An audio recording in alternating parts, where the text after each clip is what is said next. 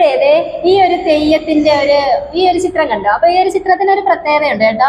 ഞാനിപ്പോ ഇവിടെ വന്ന് ഇങ്ങനെ ഇതിലേക്കൂടെ നടന്ന് നോക്കി ഈ ചിത്രത്തിലോട്ട് ഇങ്ങനെ നോക്കിയപ്പോഴുണ്ടല്ലോ, ആ നമ്മളിങ്ങനെ നോക്കുന്നതാണ് തോന്നുന്നത്. അപ്പൊ ഞാനീ നോക്കിയിട്ട് പിന്നെ ഞാനിങ്ങനെ നടന്നിങ്ങനെ പോയപ്പോ അതേ നമ്മളിങ്ങനെ നോക്കി.